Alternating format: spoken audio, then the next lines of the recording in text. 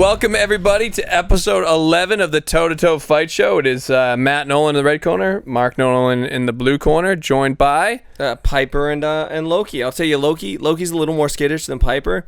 Loki just got comfortable and just fucking farted like right in my mouth. Oh, is that right? Yeah, Good. yeah, I'm glad. I'm glad. I can feel it on my teeth. Yeah. So, yeah, we had our second pro boxing event at Royale.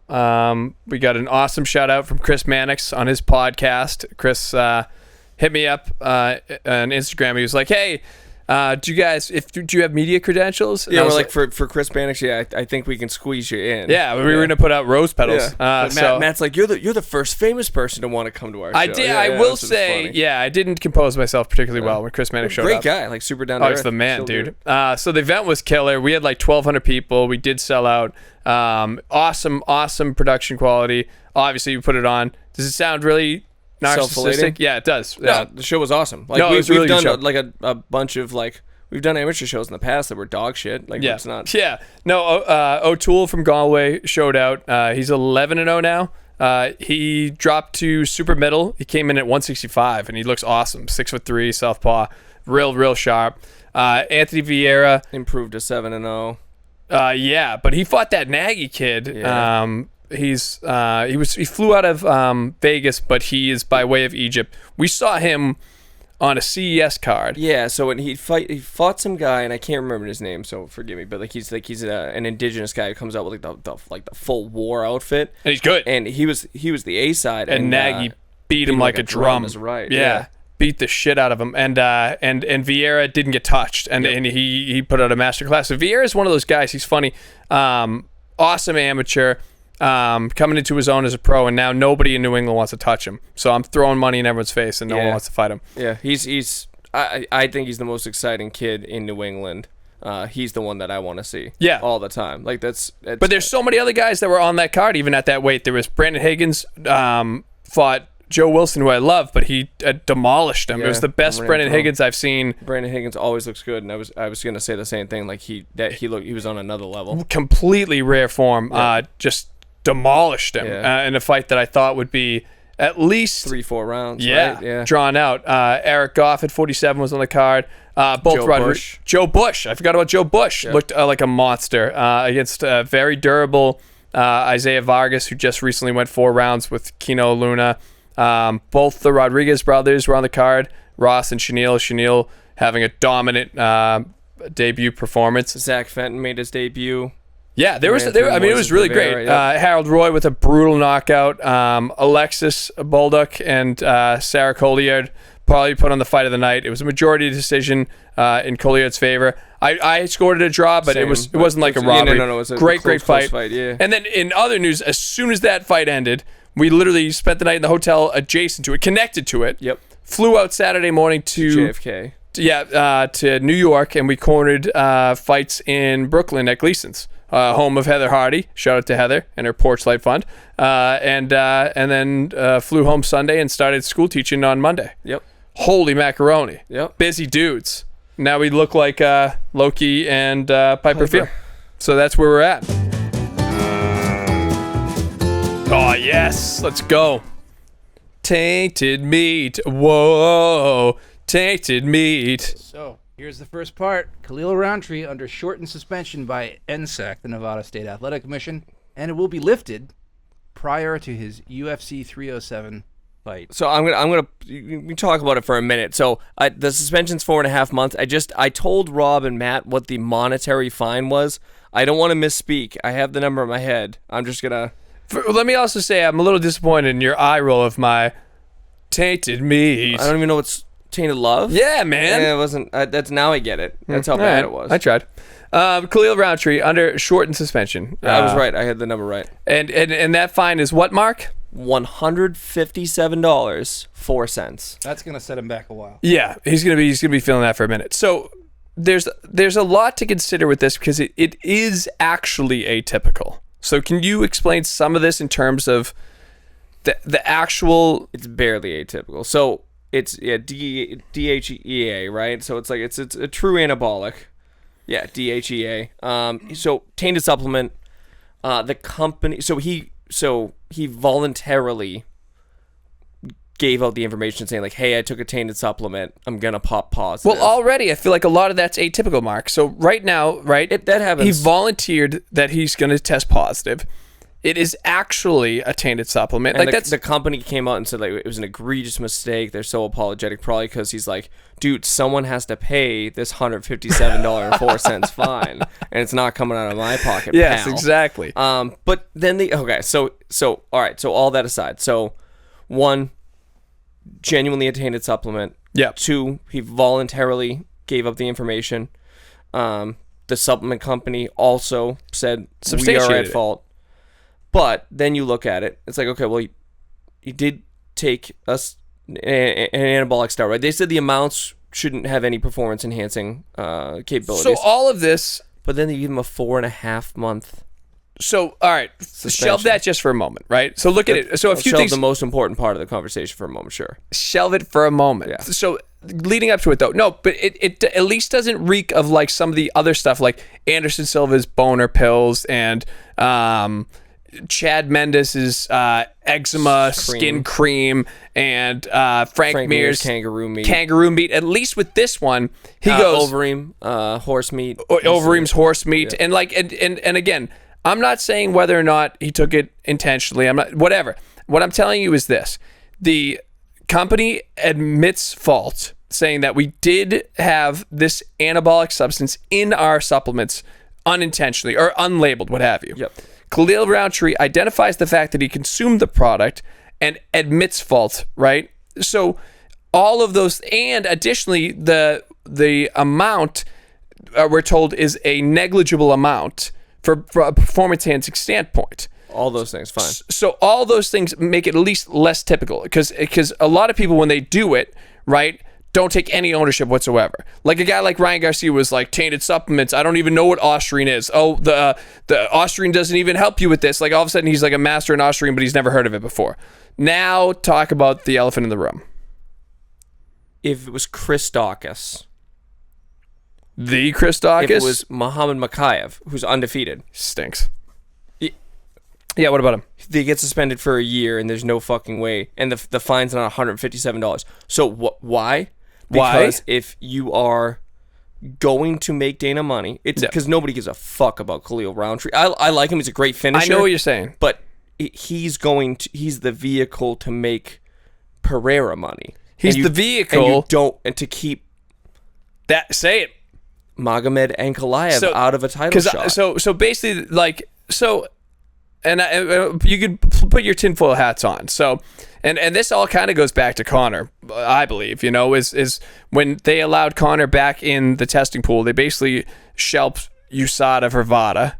I would go further back than that when Brock Lesnar literally tested positive prior to fighting Mark Hunt. They didn't disclose it to Hunt. They had him fight, and he was going to retire anyway. So like, you're suspended. It's like Michael Scott declaring bankruptcy. Hunt lost that lawsuit, by the way, which is only because he didn't have enough money. Sure, I mean he got fucked. He got brutalized with it. Yeah. So basically, the testing has been more lax, or at least it appears more lax. It doesn't appear as transparent as it has previously. But that. Speak to the Connor thing. So with the Connor thing, basically, when he was able to like unretire and jump back in without having to wait for that. Months. Yes, exactly. That extended testing. That period of testing in order to try to expedite a Chandler fight that ultimately wouldn't have mattered anyways. Yeah. So with all that being said, it seems like there's more manipulation that's able to take place in the current climate, which in turn allows a guy like Khalil Roundtree to fight a guy like Alex Pereira, pay basically a parking meter ticket, and make sure Magomed Ankalaev doesn't fight. It's frustrating to see corruption in like a historically clean sport like fight sports. You know what I mean? Exactly. Like it's like out of all of the things that you wouldn't expect, like political manipulation and pure unadulterated corruption, you would think things like mixed martial arts and boxing would be above that. So I feel like there might be. I feel like you might be being facetious in your tone. But no, so Khalil Rountree, look at dude. What do you want out of me, man? Like, how long do you want to spend as a fucking guy for? 10 years? Here's the other thing, though. And again, bring it all the way back to Stipe and John Jones. Yeah. He can just like batter women and take any drugs he wants, or it doesn't fucking matter. He can do anything. But he has like diplomatic immunity. I don't think he could. If he blows out his Achilles, I think he still gets a decision over Stipe.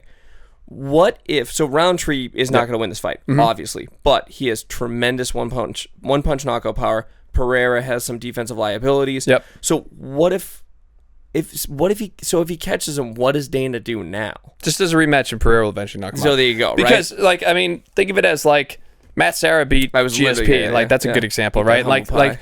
But I don't know. Like, you never know, because, like, look at, if you want to go way further back, look at guys like Matt Hughes and Dennis Hallman.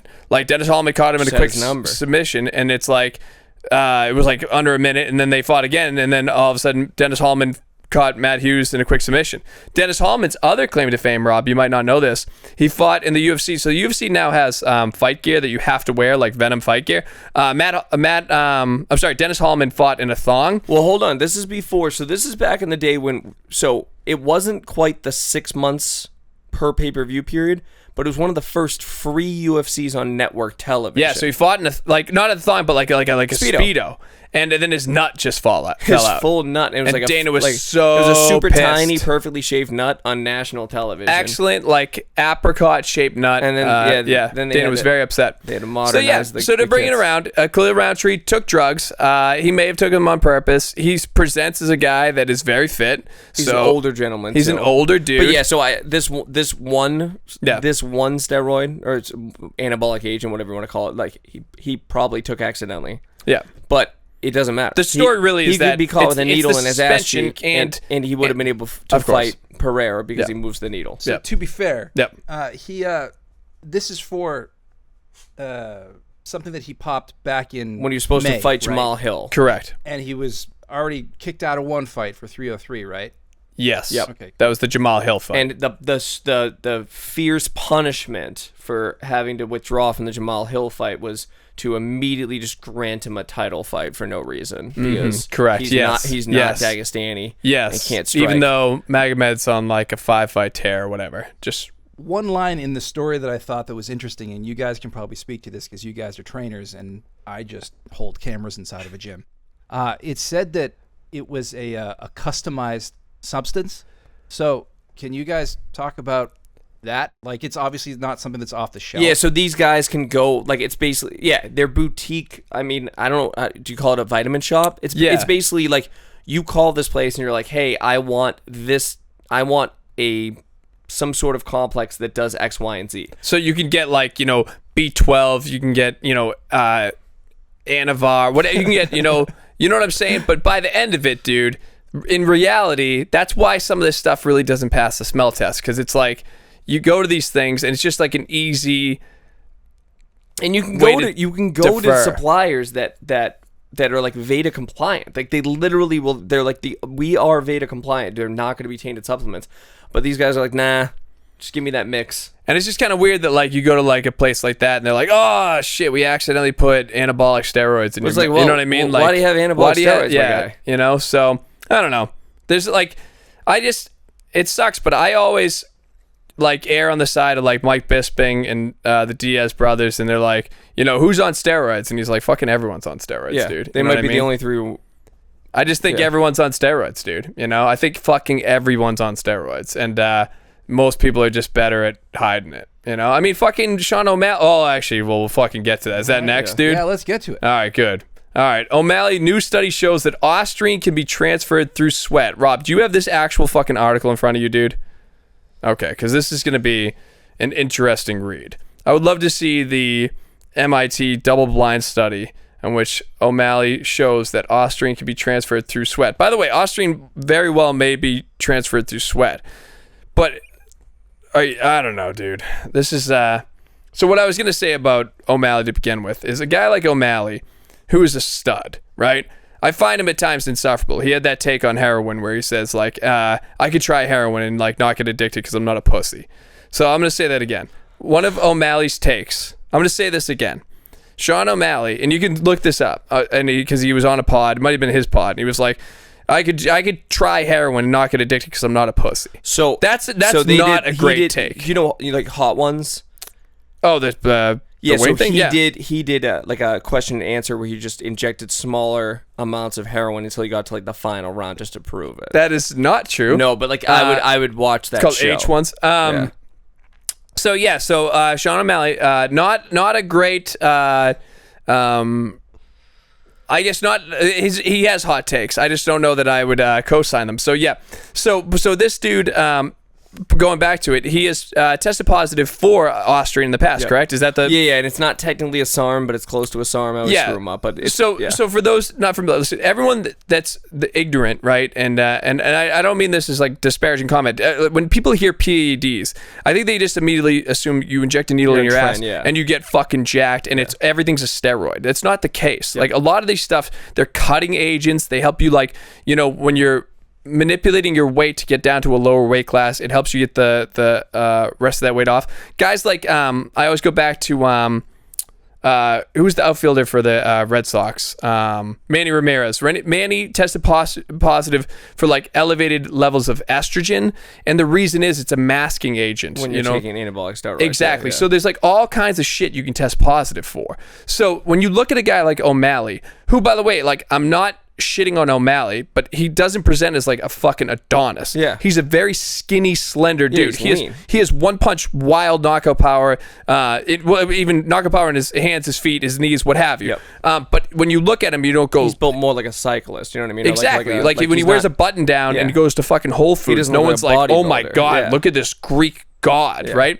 But he's a guy that has tested positive in the past. Now, of course, he uses an example of the performance-enhancing drug in which he's popped positive for, Austrian, and apparently cites some new study in which it is possible to pass Austrian through sweat. Transferable through sweat? And maybe, whether that's the case or not, the reason O'Malley tested positive was because he was taking Austrian. So that would be my guess, because that's how you get it. So, so my thing is this, like, I would go back to, my thing is this, if that's the case, I question if that is a detectable amount that is transferable. Yeah, exactly. How much is transferable? You know, so it's like one of those things where it's like, I always think of like the episode of Seinfeld where Elaine tests positive for heroin because she has a poppy seed bagel. You know what I mean? Like, I don't fucking think that anyone, like that reference. She kept on doing it. She kept on eating them. She kept eating poppy seed chicken and fucking muffins and shit. Super topical. Elaine. 30 years old. Yeah. For all our listeners, if you haven't seen that episode, I apologize if I spoiled it. But Elaine did not do black tar heroin. She just ate a poppy seed bagel.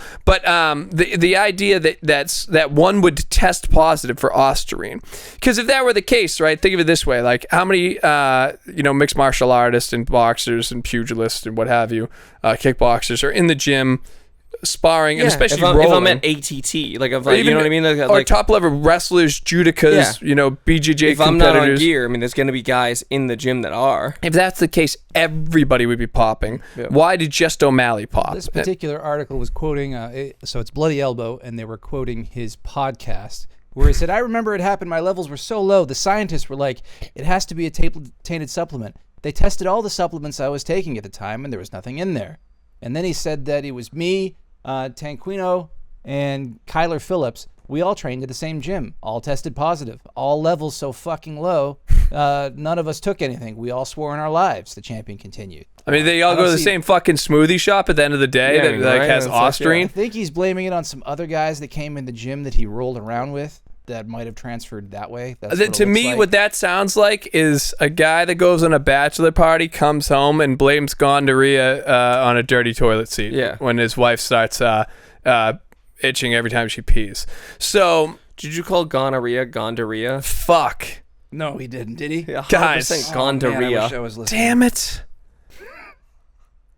All right, guys. Well, that's fun. That's gonna be cut, and I'm gonna be abused again. Listen. First of all, I want to take a moment to say that I didn't ask for this, okay? This is a teachable moment, and I feel like you're both ableist at times. I just asked if you said gonorrhea instead of gonorrhea. Yeah, well, listen, I feel like maybe you shouldn't be so familiar with fucking STDs. I just think, were you thinking of gondolas? There's maybe I might have been. Maybe they went on a gondola and they're gonorrhea. Fuck. It's gonorrhea and it hurts a lot. It does. What's next? It's easy to clear up though. It's like 2 pills. If you like dogs and you like violence and you're not Michael Vick, please like and subscribe to the Toe to Toe Fight Show. Yeah, crock or not. On Lost to Ryan Garcia, Eddie Hearn says people should actually feel sorry for Devin Haney. Mark, I'll let you speak to this first. So, okay. So, well, no, you can speak on the what to Garcia, Matt? It says on the what? Oh, it says on the loss to Garcia. And you would say what? I'm not familiar with any loss to Garcia. Who lost to Garcia? So if you watch the fight, it was Devin Haney. Huh? Yeah. They changed It it to a says no on contest. loss to Garcia, and then it talks about Devin Haney, They but that's changed it to a no contest. What did they change to no contest? The loss that but Devin he Haney. didn't lose to Garcia. He did. There was an official announcement in the ring. No. He got I down and announced he got that I dropped. beat Devin Haney. See how that doesn't change anything? I didn't beat him. You can announce whatever the fuck you want. I declare bankruptcy. Yeah. Remember that episode? Yeah. The Office? When you do this for every sitcom. sitcom. Sat down a bunch of times. So yeah, my take, I assume, is contrary to yours, seeing as how you set that one up. So Devin Haney, again, obviously didn't lose to Ryan Garcia. You can open up BoxRec and check for yourselves. He did not lose to him. Ryan Garcia missed weight egregiously. He tested positive. Maybe Ryan Garcia was rolling with the same guys that fucking O'Malley was rolling with. You know, maybe he didn't... Maybe he could try heroin and kick it because he's not a pussy. But the idea that he lost is... that's just a smug thing to say. I'm not... All right, in all seriousness, the poor bastard does get shit on a ton. Yeah, why? Because he's not super likable all the time. He's the fucking worst. I actually don't think he's the worst. I really don't think he's the worst. Okay, he he's not shouldn't the be worst. smoking dudes at carnivals anymore. That is a bad look. I will say this. No, but didn't we say... I thought we gave him a pass for We that. did, because I was just to say, did the guy was dropping if the guy N-bombs, drops right? N-bombs, Allegedly dropped N-bombs. Yeah, if that's the guy's saying you that get a the green N-word, light, then that's Devin Haney on site can immediately. stab that guy. Immediately. Fuck that guy. But no, to go back to it, Devin Haney fought a guy who is a lunatic racist who missed weight and is on drugs. Yeah, and when he missed weight, Devin Haney's like, I'm not taking this fight. I don't want this anymore. Oh yeah, because everyone would have been like, that's Oh no, he took the fight and got hundreds of thousands of dollars in return. And then wore his aunt's fucking moccasins and got his fucking shit pushed in, and then did this face every single time. Out of curiosity, because again, you guys are the trainers, and I just bring cameras to the gyms and fights and shit. The Osterine and the extra 10 pounds. If Garcia didn't have that, would Haney have been able to slip that hook? Sorry, you cut out in this room. I couldn't hear you from here. So the thing is, if it's in butts or candies and nuts, fuck you guys. Look, it doesn't matter. I don't have a time machine. What I'm telling you is this. Are we being subjective or objective? I didn't know. Is this a podcast of theoreticals? Is this Neil deGrasse Tyson talking about theoretics? Because what I'm telling you is this. In a vacuum, okay? You get a real smug look in your fucking face right now, too, by the way. Clean up the fucking what I'm telling you is that fucking Haney's fucking body left on the mat. Garcia missed weight. Yep. That's a fact. Yep. Fact check that. You have Google in there, Rob? You got fucking internet access? Because he missed weight.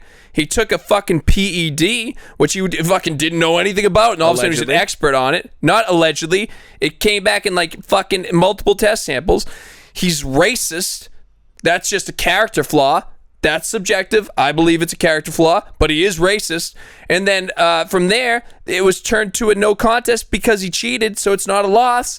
So fucking free my man Devin Haney. Let the guy off the hook. Give him a fucking pass. Give him a break. Of all the fighters that did what they were supposed to do, it was Devin Haney. That's right. Yeah. Except for What? win the fight. That was like the last thing he needed to do. After like all the, so he like signed the contract and then he missed weight and then he was supposed to win the fight, but then he got fucked up. So again, you guys can just rewind this on YouTube so I don't have to fucking repeat myself because that's ridiculous.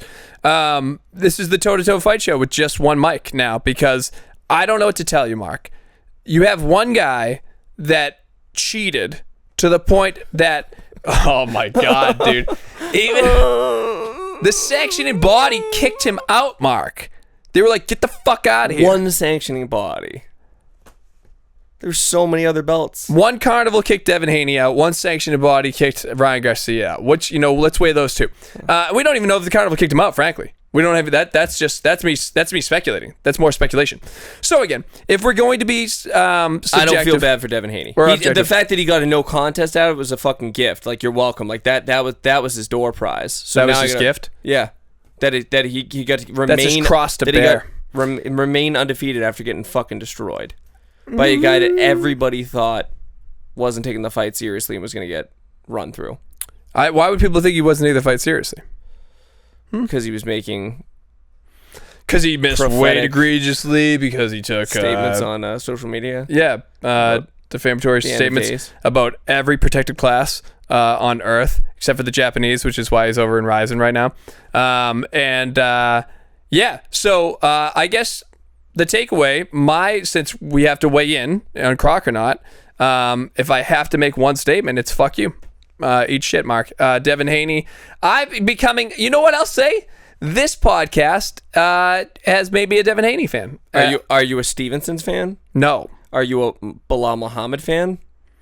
Can I be honest with you? Yeah. I've always secretly been a little bit of a Bilal Muhammad fan, but he's kind of funny to shit on. And Bilal, what I like about Bilal is like, well, he wears sunglasses. Bilal is like, I'll give an analogy. Fruit. One time, Bilal's just not self-aware enough. So one time when I was in middle school, I was in middle school in like 1995, 1996. Rob's already smiling. My shorts were just like a little bit short. So I was like, Mom, I need longer shorts. So we get like the fucking longest shorts ever. And I went to school and everyone's like, nice long shorts, you fucking idiot. So the next day, you know what I did? I went back to the shorts that were a little shorter. Right? Bilal just wears sunglasses all day, every day. And everyone's like, so when everyone goes to Bilal, they're like, hey, you're inside. You're a fucking idiot. But he's like, dude, they look cool. It's like he's not reflective enough. That's Bilal's issue. Me, reflective. So let's unpack. Devin Haney, yep, undefeated, gets a bad rap. Fuck you. Shakur, I can't jump on that grenade. No, he actually is boring as shit. Even his fans hate him. Bilal's just funny to shit on. Even Bilal, there's a great interview with Nina, and he literally, like, there's a I'm gonna just do all sitcoms. But Marge was like, if loving your kids is lame, I'm just a big lame. But he goes, people think I'm a lame. I'm not a lame. I'm not lame. But like, he keeps saying a lame. Yeah, but I was like, blah, you're fucking lame, bro. And like, if you have to keep telling people you're not fucking lame, like, you're lame as shit. Who was with the sunglasses in the early UFC? Harold Howard. If you're coming on, then come on. Yeah, Harold Howard, who became a meme, and then Bilal. Fucking 30 years later is like, you know what I'm gonna do is wear sunglasses inside, say remember the name, and they literally forgot his name once he won the championship. Go. Terminator. Sunglasses inside. He's a machine. Send in the Cobra. Cobra wears sunglasses and fucking inside. Rob's nodding his head in the next room. I gotta be honest with you, the next show, man, I might take producer Mike and this sit in here, because that's wild. Cobra's underrated. The supermarket scene is fucking badass. Fucking unbelievable. It's really good. But Terminator's a robot, doesn't count. Haney question for Mark. There you go. Okay, so if Devin Haney were to don a cape, okay, and start just like indiscriminately beating the shit out of racists on the street, like all around the world. Yep. Street, by the way, he said, which sounded like almost... Street. Yeah, go on. Would that make you buy Devin Haney pay-per-views? Would you go for that? Would you, all of a sudden, would you be a Devin Haney fan? I always buy Devin Haney. He's winding up, Rob. Yeah, I love seeing him get winding up, fucking dude. dropped like a sack of for that, shit. For that softball, dude. And I love Appreciate his poopy you, dude. pants fucking face every time he does. Yeah. I thought Shakur was poopy pants. They're both no. Haney's the biggest dump in his diaper. Rob, there was an MMA superhero, Robin Phoenix Jones. Yeah, sorry. If you ever look that guy up, he was like a street super. He would dress up as like Batman, like beat the shit out of people in Seattle, and he was like a decent. He had a brother, Carlo Prater. I think Prater. Carlo Prater. I think it was his half brother. Oh, yeah. But so if Haney became like a street level vigilante, then I would still buy his pay-per-views to watch him get beat up. I'm a little bit more interested in watching Haney fight after this carnival fight. I'd pay to watch him fight that carnival dude again. Put that on Misfits. Yeah. And the winner gets Elle Brooke. That's right. I'll pay to watch that. It's been like 2 episodes. I want to say it's been like 2 or 3. Elle Brooke, when you coming on the show. Yeah, what the fuck, Elle? So I think it's like 2 or 3 episodes since we talked about Elle Brooke, my girl. That's the one guest I'd kick Piper off the couch for. Okay, next one. What do we got? We have another Crockernaut, but this time it's next level stupid. We have Dana White lambast Mr. Merab for posting It's pretty good. His eye stitches 3 weeks before his UFC main event. Do you want to go first, Mark? So I love Merab. So do I. I kind of like, so like he's like his shtick is like he's the bumbling idiot. Like that's kind of like what he does. That's not a great shtick, Mark. That's not a great shtick. I'm buying. So we think that Dana White is actually pissed off about this. So Dana White is not happy about the extra price. The question is Dana just kind of selling the fight? And that's why he's like going over the top, or is he actually mad at Merab? Dana White's he's like fucking furious. Dana goes, "What the fuck are you doing, dude? We have a fight coming up in 3 weeks. You're fighting the most dangerous striker right now. Not the most dangerous, because you got Pereira. No, he's up there. Yeah, he's in the weight class. Incredibly dangerous striker. Yep. And you're gonna go online and go, "Oh, I have a horrible cut in my eye." So we obviously different levels of the sport. I mean, we're much lower tier. Oh my god, it's in a horrible spot, right over the eye, right below the eyebrow. So it's a perfect fight ending cut below the eye. It's not gonna bleed in. A corner could probably work on it for a round or two, but it's a terrible spot. So we always tell our guys, Jesus Christ, the guys that we train, like, don't even post sparring footage. So if you look at like any of our social media when we win fights and stuff, they're typically static photos of like a hand raise and stuff. If one of our guys had an injury, well, I'll give you. So Harold, not in this fight, but the fight before when he fought Mike Diorio, came down with a terrible case of gout. And we're like, imagine if you just he did and it's like talking about like the perfect like super heavyweight like early 40s fucking ailment. By the way, I didn't know about this. But he was like, limping. He's like, yeah, I bumped my knee, but like he's not even telling us that he's coming down with gout that hurts his mobility. Merab's fighting on the absolute biggest stage in mixed martial arts at the Sphere.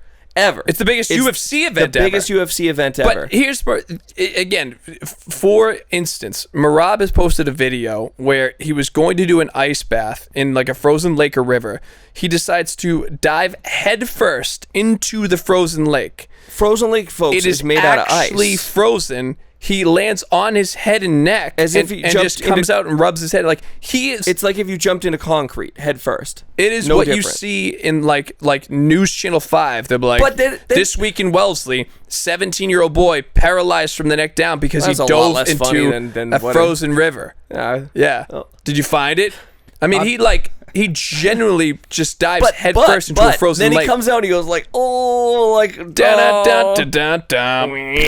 it's like, but so that's what makes him likable. But Dana's like, in this new era, like, of all things, I would say Dana, that's number one bullshit. Why are you posting that shit? And then then he's taking garden shears, so it's all stitched up. He's taking garden shears, he's clipping off the ends, and Dana started laughing. He's like, I think he's fucking with me now. Like how can you be that fucking dumb? Yeah. It's unbelievable. Yeah, my God. What is he doing? It's a good 1.5 to 2 inches. And he's just taking like scissors and just clipping off little pieces. And again, wow, it's not healed at all. Yeah, I mean, that is... You're talking about millions of dollars on the line. Because who knows what his purse is. It's got to be like, what, $350? Somewhere around there. If you had a 350 million? No, 350,000. No, it's in the millions. It's in the millions already. Yeah, definitely. 100%. And then he's got all of his sponsors, whatever it is. So, but I thought you said 350 million. I'm like, that is the worst take in toe-to-toe history. No. He's going to be in the millions. All right, their regular purses, even for main events, even for big-time main events, tend to be not crazy high, but yeah, he's probably around $1 million, $2 million, I would imagine. But I was thinking the all-in number would be like $1 million to $2 million. Yeah, he's 3 weeks out with a cut that's in a terrible spot. If that's more recent. Since the stitches, I mean, I don't know how recent these pictures are. That cut is a problematic cut in a 5-round fight. So much so that we should hit up the fight guru. What's his name? The fortune teller. Teller. Honestly, and see if that moves the line, because that is for a guy. Like, how does O'Malley win that fight? The odds, he could win a decision, right? It's less likely. He can knock him out. He could knock him out, but I mean, as a striker, it's like TKO injury. Yeah, man. Yeah. That's a fight-ending cut. So, is Dana White bullshit? Do I believe he's bullshit? Dana White gets upset about everything. Dana White gets like I'll tell you actually the other mad thing about is, everything. He doesn't need to sell this fight. Unlike some other guy, we talk about Johnny Walker, we talk about Michelle Pereira, we talk about Magomed about ring IQ. O'Malley has very high ring IQ. O'Malley's ring IQ is to incredible. Target that eye. He's not stupid. When O'Malley says shit like, I'm not a pussy, I'm not going to get addicted to heroin, his outside of the ring IQ, I do, and sometimes I wonder if he says that shit for effect, but inside of the ring, he's a brilliant fighter, he's a technician. a cerebral finisher. He's going to attack that eye, and he'll even tell you ahead of time. He's like, I'm gonna fucking, and he'll say shit like that. He's like, I'm gonna T-bone that eye, just absolutely just rip that thing apart. And Merab has been caught standing up against far lesser strikers. Yeah. Well, they always go to like the Henry Cejudo getting caught, but he's worried about the takedown. What was the one? There was another one before Marias, believe it or not. Yeah. It was, but Marias, I mean, he knocked Aljo the fuck out. Marias is like, he's on the twilight of his career, and he's been but like that, he but no, I believe Dana White's bullshit, and then that's a fight again. The cheapest tickets are thousands. Well, that's thousands my thing. If you're Dana, like thousands of dollars. It's Dana. As long as they both step into the octagon, Dana's not going to be upset. Yeah, not too upset. No, I know, but it's. You could be though too, because it's like now we know. Yeah, exactly. If it ends in the first round, based on Dana, remember he's bullshit with TJ Dillashaw had the shoulder injury. Who was it against? It was a snake. Was it Cejudo? Who did he have he had an existing shoulder injury against, and he knew it, and it was blown out, and they were like, and Dana's like, what the fuck are you doing, dude? Like, you knew about it. So for him to publicly go with this, because then the fans, if it ends up being stopped with a cut, the fans could make the argument. They could say something like, why didn't we look for a replacement on the biggest night, biggest card? Because the highest end tickets for the Dome are like $30,000, Rob. Like, this is a fucking huge fight. It's a massive. I'm going to go with this not being a crock, because I think Dana was so pissed off that in the same press conference he actually praised boxing, which he never does. For keeping injuries in-house. Oh, that's true. He did say that. Aljo, yes. TJ Dillashaw versus Aljo. TJ Dillashaw's shoulder was blown out to the point that it wasn't competitive. But it's funny, because it's almost like with boxing, it's like, boxing strikes me more as like the Facebook generation, and then MMA is like the TikTok generation, where it's like, boxing like isn't all over social media the same fucking way. You'll see a lot more leaked MMA sparring footage than you will leaked boxing sparring footage. We're seeing more and more of it because that generation, because you see like that's fine, but I'm like you'll see Broly and fucking Tank and Garcia, all those, but those are the guys that are going to leak Shields shit. that one drop. Yeah, but that's almost like an anomaly because it's the other side. What I'm saying is, Strickland, I could watch hours of him sparring random people beating up off the street. a Navy SEAL or a TikTok influencer. But no, you're right. But for some reason, they MMA, because of when it was created and because of the generation it appeals to, it has that instant gratification type appeal to the point they're like, something happened, post it, something happened, post it, something happened, post it. And then Merab, I don't know what the fuck he's doing, dude. I do love him. Oh boy, drat. But he's also like in an operating room, dude. It's not like your friend took that picture and he's like, "What's up?" By the way, that schnoz is looking kind of tough. But but there you go. Look at that. What the fuck are you doing, dude? He's got hair transplant surgery in Turkey too. Merab did? Yeah. Oh, did he post that? All right. He did. I saw it. Yeah. More shit I don't fucking need to know. So yeah. Yep, there you have it. Not a crock. No, Dana's 100% right. I don't think he's trying to sell the fight. Yeah. And Merab has the, IQ of a fruit fly. Yeah. And he's adorable. He's our fruit fly, though, Pardon the interruption, but please remember to like and subscribe to the Toe to Toe Fight Show, the best fucking fight show on the planet. McGregor has 2 fights left on his UFC contract, which he negotiated right before the Khabib fight. Yep. Will he fight in December at UFC 310? So what? I mean, I got to take immediately, and I'd love to see like DraftKings. So DraftKings always has like cool props. Personally, I think Conor McGregor will never fight ever again in the UFC. I think it's happened. Yeah. I think he's done. I think and like we joke around and stuff. I think he's struggling with substance abuse for sure. I have no... Which I don't think is funny, by the way, but we do fuck around with it. So I'm not, and I'm speculating. I have no evidence other than watching him at parties and seeing...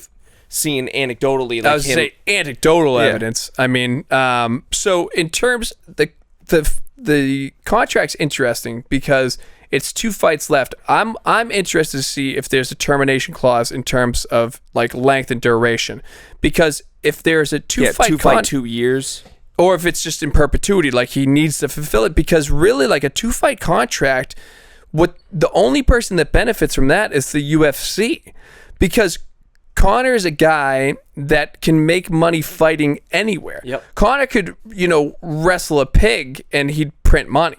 So, I mean, Conor has, a minority stake in BKFC. He could fight anyone in BKFC. I mean, an Uber driver and make a gazillion dollars. He could fight at Misfits Boxing, fight any influencer that we've never heard of, any adult film star. I mean, imagine fucking Conor versus Johnny Sins. It would sell 100 million pay-per-view, and I'm not joking. You're laughing, but you're right. I'm right? I'm laughing at the idea of Conor McGregor fighting Johnny Sins. That idea between each round, that is super Johnny fucking Sins funny. comes out as a different. He Just comes out as a astronaut, doctor, exactly. Yeah. But he could do. I mean, he could do an exhibition in Japan against Pacquiao. So he has an infinite array of options. I just saw Conor just talked about Chandler, because everyone's like, dude, why is Chandler fucking waiting around? I don't know why he is. Because Conor says he's gonna make like 25 times more money fighting me in this one fight than he'll ever make in his career. But so the he has thing to is wait. with Chandler, man, it's like he's older. Yeah, his window's closing, dude, and like with Chandler, it's a tough predicament to be in, because do you forgo the fight? Do you take a fight in the interim, like? Because basically, this is not totally indifferent than what you're seeing with Stipe and Jones, in the sense that Jones is waiting around to fight Stipe and vice versa, really. Yeah. And Chandler, if he takes another fight, he could lose. And if he loses, it's less sexy, obviously. Yeah. And the reason the Chandler fight's enticing is because of who he is and how he fights. Chandler already has forfeited any weight. So basically, I mean, Chandler's a 155er. Yep. And they're like... If Conor now says 76, he like already a said random 85. number. 85? Previously, it said 85, and then they said 75. And now they have a new made-up weight class. I think this is 75, the weight class, right? Yeah, I think it was. Yeah. They said 70, they said 85, they said Conor weighed at 175 to make like a new title. The point is, they like... Basically, Conor just does anything he wants. And again... We talked to Owen Roddy, and Owen insists that he did have a broken toe, and it did impact his training. I believe all that. That's likely the case. Yeah. With that being said, Conor has things beyond training that are preventing him from competing in the UFC, in my opinion. Yeah, I think forget about like the negative stuff. So forget about like the potential for substance abuse. He's again an owner in BKFC. He's acting in movies and stuff. He's doing all this. He's tossing larger. Little people or smaller, regular-sized humans, or normal human beings. It's Sturgis. Normal-sized. Average-sized. What did I say? I can't remember. Oh. Average-sized. Average-sized. She is not average-sized. She's smaller than average-sized, which you were alluding to. That's not what it's alluding to. You should see, her in a bikini. She is not average-sized.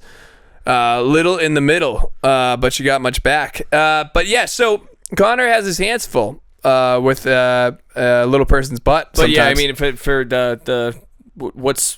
you bet the farm, like he's not fighting. No, in December. I mean, I don't think he's fighting ever. Well, we again. said it from the start. I didn't think he was fucking fighting Chandler to be. Everyone, like all our friends, were like, he's fighting. What was it, like June? Who the fuck knows at this point? I can't remember. And he's physically huge now, and like there's been a lot of steroid allegations. If people are not fighting. And they're I don't care. That's fine. If you're doing for cosmetics and stuff, if you're doing that's fine. But like even the weight gain, his face is puffy. So that's what I was gonna say. So the weight gain between 145 and whatever he weighs now, obviously, is gonna change how your face looks. But his face aesthetically looks so wildly and vastly different, to the point like he looks jacked, but he doesn't look like his healthy self. Yeah. So no, that fight's not happening. I don't think that fight's ever happening. I don't think a fight is happening with Conor. Certainly this calendar year. With Mark, I don't know that I'm as pessimistic that I'll ever fight in the UFC again. I could see him fighting again. 2 fights is a real stretch. But then, so if he fights in the UFC again, is it like a sad Hoist Gracie coming back to fight Matt Hughes type thing? Do you think he's going to be a mess? I think that might be like 6 years down the road type thing, but I could see him doing like 2 fights. I don't know. No, I probably can't. No, like a 1 fight 18 months from now. I don't know. You know, he's just such a unique situation because he's separated himself from the sport. He's on an island by himself. Rousey ended up doing okay, but I thought her coming back to fight after the loss to Holmes was a terrible mistake. And she alludes to that too. She stinks. I can't fucking stand her, but she did great in the WWE from what I gather.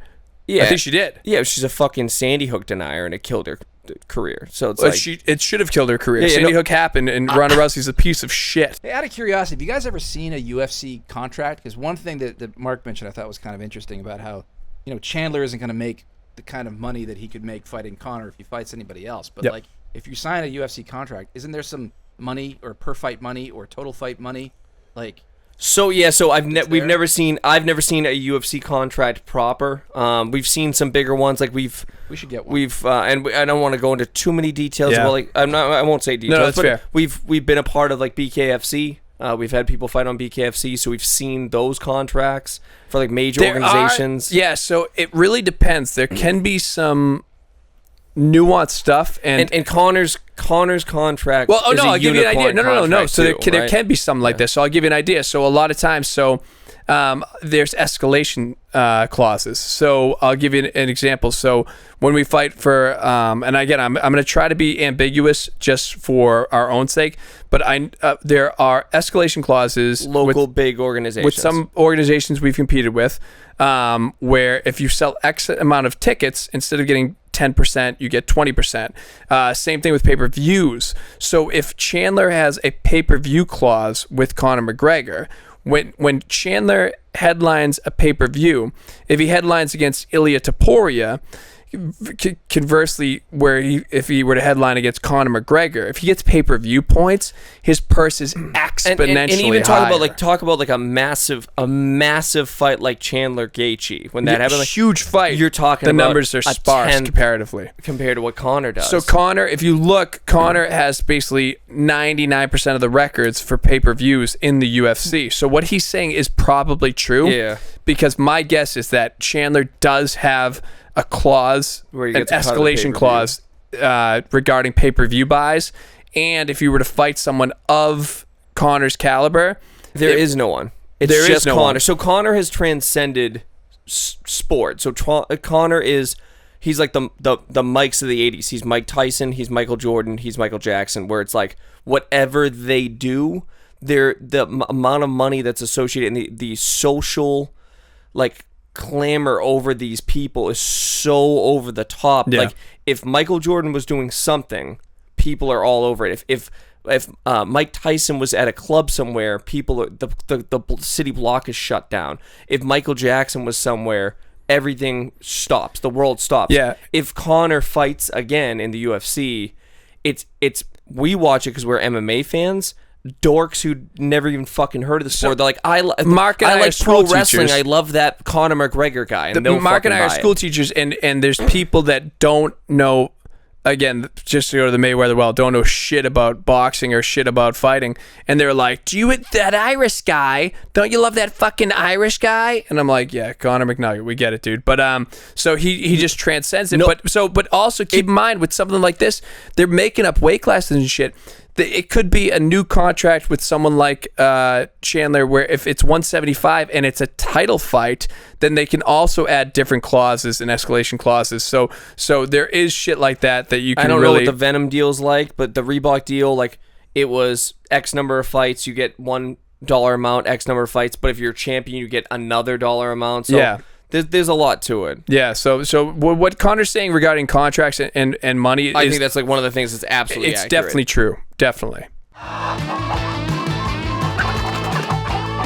Yes, bet the farm. So in terms of betting the farm, we are like really leaning into it this time. So we broke down 3 events. The 3 events we're looking at are UFC 306, the Canelo versus Berlanga, sorry. Canelo versus Bumland, is that his name? Yeah. Berlinga, I'm sorry. Gondaria. Oh, I see what you did there. I like that. All right. And the Joshua Dubois card. So looking at the odds, all the odds are the current odds on DraftKings. Now, keep in mind, there's a delay in recording, and odds are going to move and shift. So which card do you want to unpack first? Start with 306. So 306, there's a number of fights that I like, and then there's some odds I like, and then one fight I want to look at the line. I want everyone to look at the line. So the first fight is the main event. You have Merab and you have O'Malley. Yep. So this one I felt a certain way about, and now I'm less sure. So as far as DraftKings has it, it's for all intents and purposes, it's a pick'em. It's a pick'em, yeah. It's like minus 105, minus 115. It's a pick'em. It's a pick'em with like a little juice. So it looks like Merab's a slight favorite. Merab was the heavier favorite. The line is moving for two reasons, right? So lines move for those that aren't aware. As bets come in, right? So if you work at DraftKings and you see that people are constantly betting on O'Malley, the people at DraftKings will eventually look at it and say like, okay, with all this money coming in, you have to literally hedge. So it's funny. I looked at that one too. It's over 80% is on O'Malley. And there you go. Exactly. Yeah. So what you do as someone on basically the book, right? You have to literally move the line to accommodate the bets. So, and there's a particular fight on there I want to mention. But the reason the line's moving is twofold. Number one, faith in O'Malley. O'Malley has a huge fan base. We saw this a lot with when the one that stands out the most to me, the reason McGregor and Mayweather were so close is because idiots thought, because McGregor had such a fan base.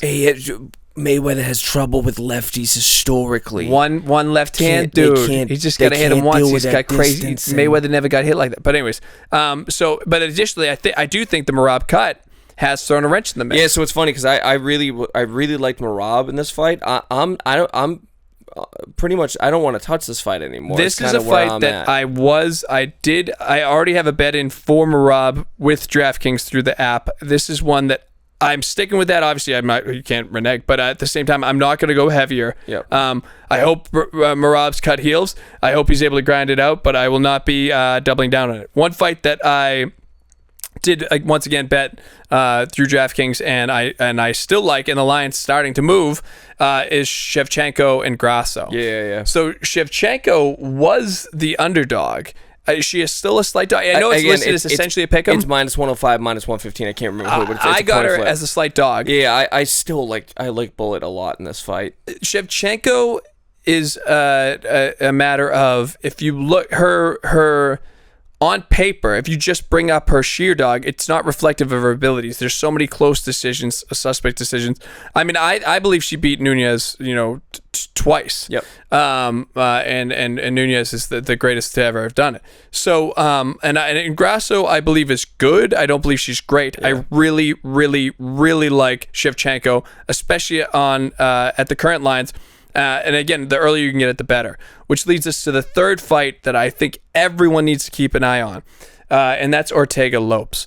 Ortega and Lopes is a fight that people need to consider. So the current odds right now are Ortega's plus 145 and Lopes minus 175. So can you explain odds real quick again? So DraftKings is going to look and they're going to pick a favorite. So they go to their analytics department, they set the line, and there's going to be juice, meaning no matter which fighter wins, DraftKings is going to make money. That's how books work. Correct. They need to make money, so that they build in 10%, whatever it is. So once the lines are set, it has nothing to do with who's going to win or lose. It's where the money goes. So 82% of the money right now is going on Lopes. If money continues to go on Lopes and goes on Lopes, DraftKings is going to move the line to make Ortega a greater underdog, so that more money will go that way, so that whoever makes it wins, more enticing. Whoever wins, they're going to make their money regardless. The line right now is enticing to me for Ortega. Yeah. Ortega is not being respected enough. He has lost to Yair Rodriguez as a result of a shoulder injury, to which he beat Yair in the rematch. His only other recent loss is to Volk, and it wasn't that recent, to which he had Volk dead to rights in a guillotine. Yeah, and his guillotine's so nasty. And it was like the best version of Volk we had. There is a lot of hype around Lopes right now. He's amazing. He's really good. He had his hands full with Dan Ige, who was off the couch literally so much we dedicated a segment to him because they didn't know if they would even allow the fight because he used 3 hours. He took the fight on hours' notice. And that fight was a coin toss for Ige and Lopes. So Lopes has those Death Wish eyes with Charles Bronson eyes. I think Lopes is really, really good. I think Lopes maybe is a favorite in this fight if you're looking at it just subjectively. But so when do you touch it? What, like if Lopes becomes minus 200, and I'm looking at Ortega. I'm looking at Ortega right now. Yeah. I like Ortega in that fight. I do. So do you take it 145 or do you wait? I'm waiting a little bit because I think the closer you get to that fight, Lopes has so much hype behind him, it's going to move more. So wait till that hits maybe plus 160. All right, quick recap. We'll blitz through it. So 306, O'Malley, Merab, we're leaning. It's a lean now for Merab. I'm already... No, but I'm saying if you're listening now... don't touch it. It's a lean. If you're listening now, I would lean O'Malley. Okay, well, there you go. I'm already locked in with DraftKings with Merab. The reason I'd lean O'Malley is multifaceted, but it's really that cut. We really like Bullet. Love Shevchenko. In a pick'em against Grasso, B-City, Lopes. I like Ortega because of those odds. I think Ortega's being disrespected. You take him 145, you lean 145. Say it again. You taking him or you're leaning? I'm waiting till it hits 160 because I think it will. So keep an eye on that. Hard lean at 140 plus 145. Yeah. But yeah, if it moves to plus 160 or something, jump on it with a single unit. Let's look at the Joshua Dubois fight. And the reason I want to look at that, so for Joshua Dubois, with this fight, Joshua Dubois, looking at it, you really can't bet it straight up. Joshua's just too big of a favorite. Dubois, what? You're squinting and nodding. Can I give you one thing on my guy Dubois? Please. Yeah. And you guys, you're the experts. You tell me. Have a look at this. Is that a low blow? So here's a couple things. So that's the one that Dubois dropped Usyk with. I'm gonna take the technical side of it. So there's a few things. One, low when it comes to where a low blow is, from this still picture, it's completely arbitrary. At the start of the fight, when the referee brings you in for final instructions, they typically, or in the locker room, they let you know this is clean, this is low. Letter of the law, if they don't tell you, if it hits the belt line at all, typically, even if it hits you right in the ball bag, it's a scoring blow. So this still picture, if there's no further instructions, that's a scoring blow to me. So that'd so be here's the thing, but if his I don't know. It really so really looking at the depends still on picture, what right? Because it's a great point to bring up because I know it was a point of contention. So looking at the still picture, right? By letter of the law, with this still picture, it would be a scoring blow, and I know that Usyk was down from it and what have you. But you also have to consider, did Usyk sell the low blow too? You know what I mean? Would he have truly been downed by it? You know what I mean? But then also like with the path of the punch, like did it clip his nut bag and then hit the belt line? Like could I mean both things could be true. I'll tell you in isolation, this one photo that looks like a clean punch to me. But again, it's milliseconds. Yes. Okay. Yep. I know you love Dubois. You love Dubois. You love him. So look at Joshua's way too big of a favorite to touch this fight. You can't touch him on the money line. But there are other things you can look at. So for the fight, it says to not go the distance is minus 500. So Dubois has 21-2, I believe, something like that. Of his 23 fights, he's had one single decision. He has 20 knockouts, and he's been knocked out twice. He either knocks you out or he gets knocked out. I believe Anthony Joshua will knock out Dubois.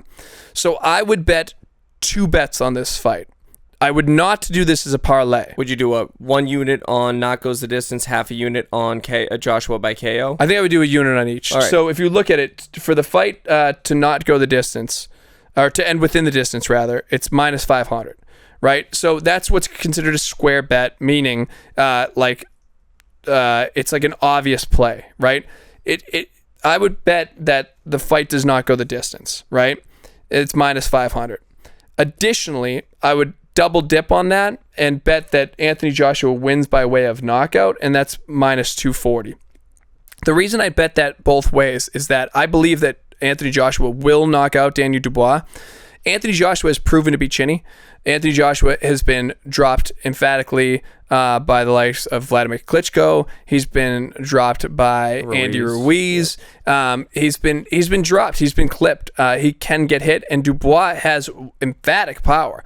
Even in that loss to Usyk, we do have the question of low blow and what have you. But in all his other wins, again, he is the single fight that's gone the distance. So in order to cover yourself and also potentially double dip, God forbid Dubois would be the one to knock out Joshua by taking that fight within the distance. You cover yourself there. But my guess is that not only does the fight end within the distance, I believe Anthony Joshua knocks him out. So that's why I would put a unit on each. Is that fair to you, Marco? Yeah, yep. That's how I'd approach that fight. Which leads us to our last fight card that we're going to look at, and a fight card that I find to be the most interesting of the bunch because of one fight you pointed out, and that's the Canelo-Berlanga fight. So that card has 3 fights on it that are interesting. You have the main event with Canelo-Berlanga. You have Lara and Garcia, and you have Caleb Plant fighting somebody. Okay? So let's look at that in a vacuum. So Canelo-Berlanga, once again, you cannot take that fight on the money line. On the money line, it's bananas. Yeah, it's minus 1,600 or something for Canelo or something crazy. Canelo very clearly should win that fight. Okay. Now, by the way, this is not financial advice. I'm telling you that I'm placing all my bets through DraftKings. You can choose to follow this advice or not. I will tell you that I will be, once again, placing my bets through DraftKings. You can do whatever the fuck you want. I am betting Canelo to win by decision.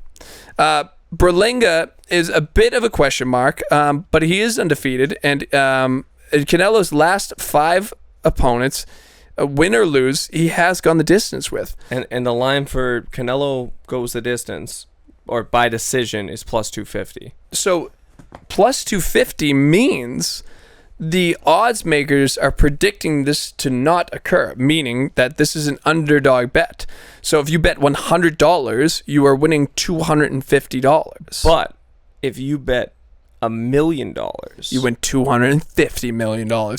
So, Rob, we use the term unit. 2.5 million. Sorry, I can't do math, or read, or say anything, or pronounce anything. So when we say a unit, that's your typical bet. Yeah, right? whatever your correct, typical bet exactly. is, So Mark and I might bet, $100 is our unit. Another casual bettor might bet $10. Another degenerate might bet 1,000. Right. So I'm very comfortable at Canelo decision as a unit. I mean, I really like that bet. Yep. I believe that Canelo will take a safe approach to this fight. I believe that Canelo will win by decision.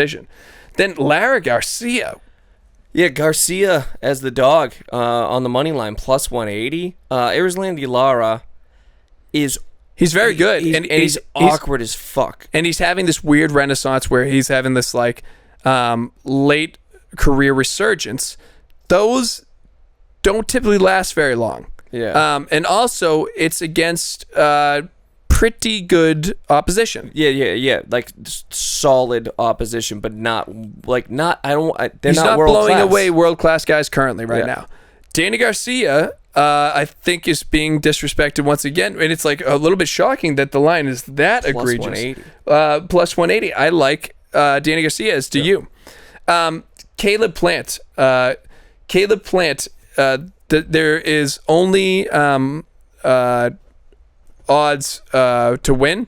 There is no prop bet for knockout yet. Yep, exactly. Yep. So what I'm telling you, as listeners and watchers, keep refreshing that DraftKings app, and as you get closer to fight time, they generally populate some of the props. Parlays, props closer to fight time. Yep.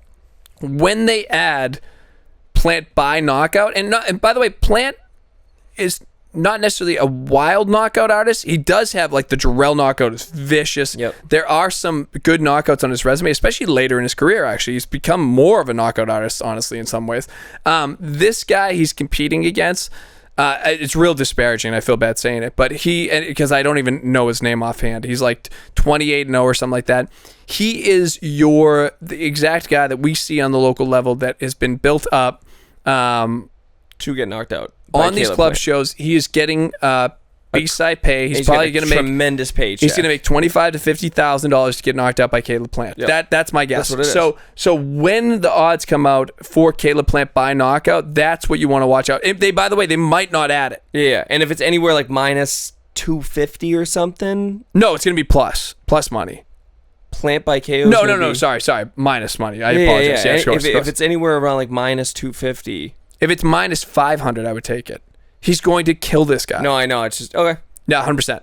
And then lastly, Rob, this is the greatest sucker parlay of all time. This is the Rob silly money DraftKings sucker parlay. I'll build it out for you right now. So for context, parlays really are not great things to do. They're very much casual bettors. They're things that people that don't really bet seriously tend to fuck around with. Is that fair? It's the Keno of the betting world. I love that. Like your bookie loves to see parlays. How's that sound? Absolutely. So for this segment, we like to put together a sucker's bet for Rob. So we take a little bit of Rob's money and we throw it down on an egregious parlay. And for this one, I chose the lock of the fucking century. I love this hit one. no matter what. No, so anyway, not financial advice. Caleb Plant, money line. Please bet Danny Garcia, money line. Canelo by decision. I'll say that again. Caleb Plant, money line. Danny Garcia, money line. Canelo by decision, plus 950 on DraftKings. Lock that shit in. I fucking love that bet. Plus 950 for almost 10 to 1 parlay is fucking insane. Plant is a lock. Garcia's a dog. Canelo by decision is plus 250. Basically, I think what you're looking at there, personally, even though Canelo, Garcia. I think Garcia. If Garcia wins, you're hitting a 10 to 1 bet. If Garcia wins, you're hitting a 10 to 1 bet. I think Canelo's going to win a lopsided decision. Plant can't lose that fight. He could tear his ACL in the first round. He's still winning it. He's still winning it. That's your sucker bet. Yeah, so that's it for episode 11 for the Toe to Toe Fight Show featuring Matt and Mark Nolan. So, next time, hopefully, we'll be a lot richer with parlay money. Oh, no, these are a little bit out. Yeah, two episodes out. Quick shout out to our good friends and sponsors at Shadow Fight Goods. Fantastic gear. You got to check out their stuff still. Yeah, good shit, man. Yeah. We'll see you next week. Still here, still fresh, baby. Kapow!